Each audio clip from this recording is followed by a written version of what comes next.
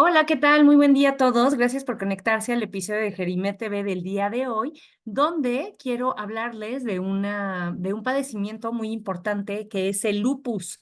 El lupus es una enfermedad, una patología crónica autoinmune que afecta a más personas de las que podemos pensar. Cada 10 de mayo conmemoramos el Día Internacional de el Lupus con el motivo de concientizarnos como sociedad, pero también como tanto pacientes como personal de la salud en la lucha contra esta enfermedad. El lupus es una patología crónica que afecta al sistema inmunitario de las personas que lo van a padecer. Es una enfermedad autoinmune que puede llegar a ser de mucha gravedad y que lamentablemente va deteriorando de manera progresiva los tejidos del cuerpo y puede llegar inclusive a ocasionar la muerte de las personas. Es un padecimiento que, si bien puede aparecer tanto en personas jóvenes como adultas, es más frecuente que la mediana de edad de aparición sea entre los 15 y los 45 años de edad aproximadamente. La detección de este padecimiento resulta ser bastante complicada y puede llegar a ser verdaderamente desafiante para los médicos porque en las primeras etapas los síntomas vienen y van. Son como estos brotes donde van apareciendo y desapareciendo y pueden ser confundidos o atribuidos a otro tipo de patologías o enfermedades que se parezcan. De hecho, las manifestaciones de lupus o la enfermedad de lupus a veces es considerada como la gran imitadora porque como son síntomas en cualquier parte del cuerpo que vienen y van, pueden imitar otro tipo de enfermedades o patologías o mimetizarse con otro tipo de enfermedades. ¿Cuáles son las causas del lupus? Aparentemente, las personas que padecen esta enfermedad, en realidad no hay una causa única identificable. Sin embargo, los que tienen predisposición hereditaria para contraer lupus podrían desarrollar esta enfermedad si es que llegan a entrar en contacto con algún entorno que pueda desencadenar lupus. Sin embargo, en la mayoría de los casos se desconoce la causa de esta enfermedad. Algunos desencadenantes que se han estudiado y que se han considerado como posibles eh, triggers o desencadenantes de la enfermedad es, en primer lugar, la luz solar. Se dice que la exposición al sol podría ocasionar lesiones de lupus en la piel o desencadenar una respuesta inmunológica interna en personas que tienen propensión a desarrollar la enfermedad. Infecciones es otra de las causas que se estudian como posibilidad de factores desencadenantes y se dice que la existencia de alguna infección puede iniciar el lupus o provocar recaídas en algunas personas. Lamentablemente, no podemos identificar algún virus en particular o algún microorganismo, alguna bacteria, algún hongo, pero lo que sí se sabe es que después de algunas infecciones, las personas pueden empezar a desarrollar síntomas de lupus o los que ya la tienen pueden de alguna manera tener recaídas o brotes. Existen también algunos medicamentos que pueden desencadenar lupus o algo que conocemos como lupus-like y la característica de cuando es debido a medicamentos es que en cuanto quitamos los medicamentos, lo más probable es que estas afecciones reviertan y sea algo completamente reversible. Algunos tipos de medicamentos para la hipertensión, para las convulsiones y algunos antibióticos pueden generar este lupus-like. Las personas que tienen, decíamos, lupus inducido por medicamentos generalmente mejoran cuando se suspenden. Sin embargo, en casos que son poco frecuentes, los síntomas persisten incluso después de suspender los medicamentos. ¿Cuáles son los factores de riesgo para desarrollar o desencadenar esta enfermedad? Hay algunos factores que pueden aumentar el riesgo de sufrir lupus y son principalmente el sexo. El lupus es más común en las mujeres. Cuando es un lupus común o tradicional es mucho, mucho más frecuente que se presente en mujeres. Sin embargo, el lupus de inicio tardío, que es aquel después de los 50 o 60 años, tiende a ser más frecuente en varones. La edad es otro factor de riesgo, aunque el lupus afecta a personas de todas las edades, con mayor frecuencia se diagnostica entre 15 y 45 años de edad. Y la raza, el lupus es más común en personas con ascendencia afroamericana, hispánicas, o sea, nosotros, y también de origen asiático. El lupus eritematoso sistémico del anciano, que también es llamado lupus de aparición tardía, es una enfermedad autoinmune que ya decíamos va a aparecer después de los 50 a los 60 años de edad. El curso clínico y las manifestaciones que se presentan con el lupus clásico difieren, cuya prevalencia es más frecuente, decíamos, en las personas jóvenes y predominantemente mujeres. Ahora, desde el punto de vista clínico, las consecuencias que tiene el deterioro de la función inmunológica durante el proceso natural de envejecimiento incluyen una mayor susceptibilidad de las personas mayores a padecer enfermedades infecciosas, neoplasias, que es todas estas tumoraciones malignas, y también existe un aumento en la incidencia de enfermedades autoinmunes. ¿Por qué? Porque existe algo que conocemos como inmunosenescencia y el envejecimiento del sistema inmunitario va a dar pie a que solo la edad per se sea un factor de riesgo para generar mayor riesgo para las enfermedades que decíamos, ¿no? Las neoplasias o cáncer, mayor riesgo de infecciones y por supuesto también de autoinmunidad. Y siendo el lupus eritematoso sistémico una enfermedad autoinmune, se cree y se hipotetiza que estos cambios en el envejecimiento pueden dar origen a las presentaciones tardías de el lupus. ¿Cuáles son los síntomas de esta enfermedad? En realidad no hay dos casos idénticos de lupus. Ya decíamos al principio de la plática que las manifestaciones pueden ser muy variadas y desconcertantes porque no siguen una línea, pueden afectar a distintos sistemas al mismo tiempo y se pueden estos síntomas o signos atribuir a otro tipo de enfermedades.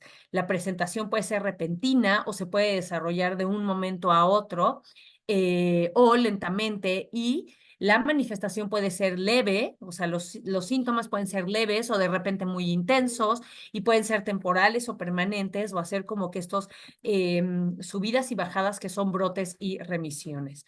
La mayoría de las personas con lupus tiene una enfermedad leve que se caracteriza por tener episodios denominados brotes durante los cuales los signos y síntomas empeoran durante un tiempo y después mejoran o incluso desaparecen por completo durante temporadas que pueden llegar a ser de semanas, meses o inclusive años. Los signos y síntomas de lupus que se tenga también dependerán de los sistemas del cuerpo en donde se van siendo afectados por la enfermedad. Los signos y síntomas más comunes incluyen fatiga, cansancio, fiebre, que no sea de origen infeccioso, por supuesto, dolor articular, rigidez e hinchazón o edema de articulaciones, erupciones cutáneas, específicamente se habla de este lupus discoide, que es esta manifestación en la piel, donde aquí en la región malar, cuando hay exposición solar, se ponen muy rojos y le conocemos a este signo como en alas de mariposa, ¿no? También incluye el puente nasal. Las lesiones que aparecen en la piel no nada más pueden ser en la cara, pueden ser en cualquier otra parte de nuestro cuerpo y empeoran con la exposición al sol. Los dedos de las manos, los dedos de los pies se pueden volver blancos o azulados cuando se exponen al frío durante situaciones de estrés, que es algo que conocemos como fenómeno de Raynaud. También se puede acompañar de falta de aire, disnea o dolor en el pecho, ojos secos o boca seca, presencia de úlceras en la boca que característicamente no tienen dolor, eso es algo muy importante, son úlceras orales no dolorosas. Puede haber también dolor de cabeza, desorientación, inclusive pérdida de memoria cuando se trata de una manifestación de neurolupus. Entonces, si yo te digo todas estas manifestaciones, pues podríamos pensar en muchísimas otras enfermedades antes de pensar en lupus y por eso es un verdadero reto diagnóstico el llegar a poder hacer como esta parte del diagnóstico certero. Diagnosticar lupus es muy difícil porque los signos y los síntomas van variando considerablemente durante la persona y pueden variar con el tiempo y coincidir con los de muchos otros trastornos. Lamentablemente el lupus no lo podemos diagnosticar mediante solamente una prueba. O sea, no existe ninguna prueba de sangre, de radiografía, de imagenología o de síntoma que nos diga esto es indudablemente lupus. Entonces, nos tenemos que guiar de la combinación de pruebas de sangre, de orina, a lo mejor algunos exámenes de imagenología o de gabinete, junto con los signos y síntomas y la exploración física, por supuesto, para dar lugar a un diagnóstico. Dentro de los análisis de laboratorio, las pruebas de sangre y de orina pueden comprender las siguientes. Una biometría hemática. La biometría hemática es importante porque en muchas ocasiones este tipo de enfermedades cursan con anemia o leucocitos, que son las células de las defensas bajas o inclusive plaquetas bajas. Entonces, tenemos que forzosamente tener una biometría hemática. Un estudio de sangre también muy importante es la velocidad de sedimentación globular. Este análisis de sangre determina la velocidad a la que los glóbulos rojos se depositan en el fondo de un tubo en un tiempo determinado, que específicamente es en una hora. Una velocidad más rápida de la normal puede indicar una enfermedad sistémica como el lupus o algunas otras enfermedades inflamatorias. La tasa de sedimentación globular en realidad no es específica para ninguna enfermedad, pero puede elevarse si tienes lupus, pero también infecciones, otra afección inflamatoria o inclusive cáncer. Es importante dentro de los exámenes de sangre hacer una evaluación de los riñones y del hígado. Estos análisis de sangre nos permiten evaluar cómo está funcionando estos órganos porque el lupus puede llegar a afectar a estos sistemas. Dentro del examen general de orina, nos puede aportar información porque si encontramos proteínas o glóbulos rojos en la orina, puede suceder cuando el lupus afecta al riñón. Y algo muy importante que hacemos de manera rutinaria cuando tenemos la sospecha de un lupus son las pruebas de anticuerpos, específicamente anticuerpos antinucleares. Un resultado positivo en esta prueba que son producidos, estos anticuerpos son producidos por nuestro propio cuerpo, indica un sistema inmunitario estimulado. Si bien la mayoría de las personas con lupus tienen un resultado positivo en los anticuerpos antinucleares, la mayoría de las personas que obtienen un resultado positivo en estas pruebas lamentablemente no tiene lupus. Entonces, tenemos que tener este anticuerpo positivo más otro tipo de signos y síntomas que nos apoyen al diagnóstico. Dentro del diagnóstico por imágenes, cuando sospechamos de este tipo de afecciones, podemos solicitar una radiografía de tórax para ver que no haya líquido o inflamación pulmonar. También un ecocardiograma para determinar si hay problemas en las válvulas u otras partes del corazón donde el lupus también llega a afectar. Existen en realidad 11 criterios para diagnosticar lupus. ¿Y por qué son tantos? Porque, como decíamos hace un momento, no existe una prueba única que nos haga determinar si una persona tiene lupus o no. ¿Y cuáles son estos 11 criterios para diagnosticar lupus? Son signos, son síntomas y pruebas de laboratorio. La erupción malar es el primer criterio, ¿no? Esta erupción en las mejillas y en la nariz en forma de mariposa es uno de los criterios. El segundo es una erupción discoidea en la piel, que son estas placas eritematosas que no solo tienen que ser en la cara, sino que se pueden presentar en otras partes del cuerpo. Otro tercer criterio es la fotosensibilidad, la reacción a la luz solar que provoca el desarrollo o aumento de la erupción en la piel. Otro criterio, el cuarto criterio, son úlceras en la nariz o boca que generalmente son indoloras. Como quinto criterio, una artritis no erosiva, o sea, los huesos no sufren daños, pero sí están inflamados. Y esta artritis no erosiva debe involucrar a dos o más articulaciones con dolor, tumefacción y o derrame articular. El sexto criterio es compromiso cardiopulmonar, donde existe o debemos de evidenciar una inflamación en las membranas que cubren estos órganos, ¿no? Entonces, la membrana que cubre al pulmón es la pleura, entonces encontrar o evidenciar una pleuritis o una pericarditis, que es la membrana que va a cubrir al corazón. El séptimo criterio es una afección neurológica donde puede manifestarse con convulsiones y o trastornos neurológicos, pero también psiquiátricos como psicosis o depresión. El octavo criterio es que haya afección renal. ¿Y cómo evidenciamos esto? Con la presencia de proteínas en la orina. Noveno criterio, afección hematológica, lo que decíamos de cambios en la biometría hemática que sugieran anemia hemolítica o bajo recuentos de glóbulos blancos o bajo recuento de plaquetas.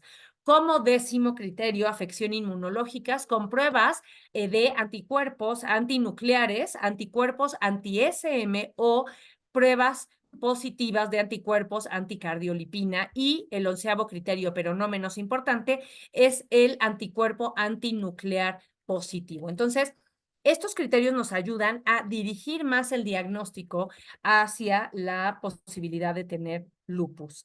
¿Cuáles son las complicaciones? La inflamación causada por el lupus puede afectar a muchas partes del cuerpo, como los riñones, ya decíamos, el cerebro y el sistema nervioso central, pero también los vasos sanguíneos, la sangre. El lupus puede provocar problemas en la sangre como anemia, problemas en la coagulación en la sangre e inflamación de los vasos sanguíneos, vasculitis, arteritis, todo esto lleva a complicaciones. En los pulmones puede haber esta inflamación que decíamos de la pleura, que es la membrana que cubre el pulmón, y tener pleuritis, y también el corazón puede tener de alguna manera esta afectación en la capa que cubre, que es la pericarditis, pero existen otro tipo de complicaciones en la enfermedad porque nos pone en riesgo de padecer otras situaciones como infecciones. Las personas que padecen lupus van a ser más propensas a infecciones porque tanto la enfermedad como sus tratamientos pueden llegar a debilitar el sistema inmunitario. También tenemos más riesgo de presentar cáncer. Sin embargo, el riesgo no es tan alto como, por ejemplo, tabaquismo y el cáncer pulmonar. Muerte del tejido óseo es otra de las complicaciones que puede haber asociadas al lupus, y esto se produce porque cuando el suministro de sangre a un hueso disminuye, provoca que el hueso sea más susceptible y se fracture con mayor facilidad. Y en mujeres jóvenes, complicaciones, por supuesto, durante el embarazo. El lupus aumenta el riesgo de tener presión alta durante el embarazo, que es preeclampsia y un parto prematuro. El tratamiento del lupus eritematoso sistémico se basa en tratar de cubrir y monitorear los síntomas más prevalentes. Entonces, si hay dolor, se da inicialmente analgésicos no esteroideos, pero también se pueden dar ya antiinflamatorios que van muy dirigidos al tratamiento propio de la enfermedad, como los antipalúdicos, que son medicamentos que inicialmente se utilizaron para el paludismo y ahora sabemos que funcionan también muy bien para este tipo de enfermedades autoinmunes, como la hidroxicloroquina, corticoides, estos esteroides, que son básicamente antiinflamatorios corporales, pero también se pueden dar inmunosupresores como aciatropina, metotrexate, ciclosporina, micofenolato o leflunomida, y anticuerpos monoclonales como rituximab, entre otras. Las opciones terapéuticas, lamentablemente en las personas mayores, limitan mucho el tratamiento porque existen comorbilidades y terapias concomitantes que limita a menudo las opciones que tenemos para tratar el lupus. El tratamiento de elección para las manifestaciones articulares en pacientes mayores y para la serositis consiste en administrar antiinflamatorios no esteroideos o dosis bajas de corticosteroides por un periodo corto de tiempos. El tratamiento con AINES debe empezarse de preferentemente también a dosis bajas. Entonces, ahora ya sabemos que el lupus es en realidad una enfermedad que abarca muchos sistemas de nuestro cuerpo, puede inflamar a cualquier órgano, puede presentarse a cualquier edad, es más frecuente en mujeres jóvenes, pero cuando es de inicio tardío, después de los 50 y 60 años de edad, afecta más a hombres. Espero que esta información haya sido de utilidad y que tengas un excelente día. Hasta pronto.